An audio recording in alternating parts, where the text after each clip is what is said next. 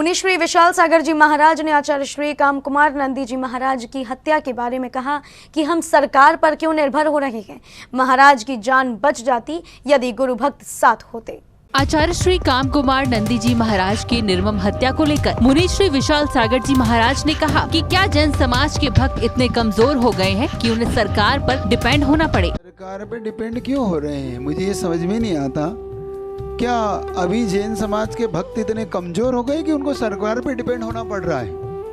हम अब ये स्वीकार क्यों नहीं करते कि हम भक्तों की कमियां हैं। ये सब हम भक्तों में वो शायद वो अंदर का वो भाव नहीं बचा।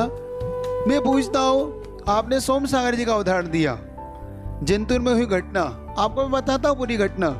जब सोम सागर जी ने परवड़ी के बाद बिहार किया और कुछ दूरी पे चले तो परवड़ी के बाद की है ना ये घटना, तो हाँ, तो निकले थे और 1 किलोमीटर के अंदर एक्सीडेंट हो गया। उस समय उनके साथ 3 लोग थे। एक्सीडेंट होने के बाद 500 लोग थे। एक्सीडेंट होने से पहले 3 लोग थे, एक्सीडेंट होने के बाद 500 लोग थे। मैं कहता हूँ 50 लोग भी होते तो क्या एक्सीडेंट होता। मुनीश्री ने कहा कि कमी गुरु भक्तों की है। घटना के बाद बड़ी संख्या में इकट्ठा होने से अच्छा है कि उससे पहले तुम जाग जाओ। धर्म के प्रति मरने को तैयार हो तो धर्म के प्रति जीने को भी तैयार रहो। हम एक्सीडेंट होने के बाद 500 इकट्ठे हो रहे हैं, लेकिन एक्सीडेंट होने से पहले 3 नहीं इकट्ठे हो रहे, तो ये कमी किसकी है। सरकार कहाँ तक डंडे लेके घूमेगी आपके पीछे, किस किस के पीछे वो अपने लोगों को लगाएगी। अगर हमारे गुरु भक्त जाग जाए, हमारे मुनि भक्त जाग जाए, श्रवण संस्कृति की रक्षा हमें अब करना होगी। ये तो बात का विषय है कि सरकार इसमें क्या अपनी मदद करेगी। तो मेरा तो सबसे पहले आप सबसे कहना है कि आप अपने गुरु के प्रति जागृत होके, मैंने एक बात आपसे पहले कही थी, धर्म के लिए हम मरने को तैयार हैं, लेकिन हम धर्म के लिए जीने को तैयार नहीं हैं। हम धर्म के लिए मरने को, एक्सीडेंट होने के बाद हम 500 लोग इकट्ठे हुए क्योंकि हमारे धर्म पे आपत्ति आई। अरे धर्म के साथ जी लेते तो ये एक्सीडेंट ही नहीं होता। मैं तुमसे बार बार कह रहा हूँ ये बात।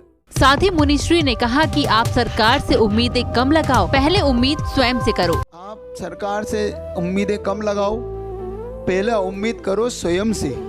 पहला आप पहल करो अपनी समाज से।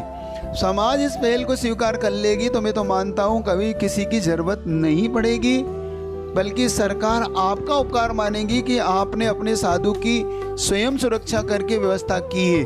तो मेरा आप सबसे कहना है कि ये जब हम सब बाद में जुलूस निकालते हैं, बड़े बड़े धरने देते हैं, बड़े बड़े प्रदर्शन करते हैं, सरकार को यदवा तदवा कहते हैं, ये सब बातें हमारी जागृति की कमियों से होती है। हमारा भक्त परिवार जाग जाए, गुरु भक्त परिवार जाग जाए, तो जिस आप घटना की चर्चा कर रहे हो कर्नाटक की, वो घटना कर्नाटक में घटती नहीं। मैं कहता हूँ साधु अकेला है तो घटी है ना। अगर वहाँ 10 श्रावक होते, किसी की ताकत थी वहाँ पे कोई आके कुछ कर जाता। जैन फोकस के लिए पुणे महाराष्ट्र से ब्यूरो रिपोर्ट।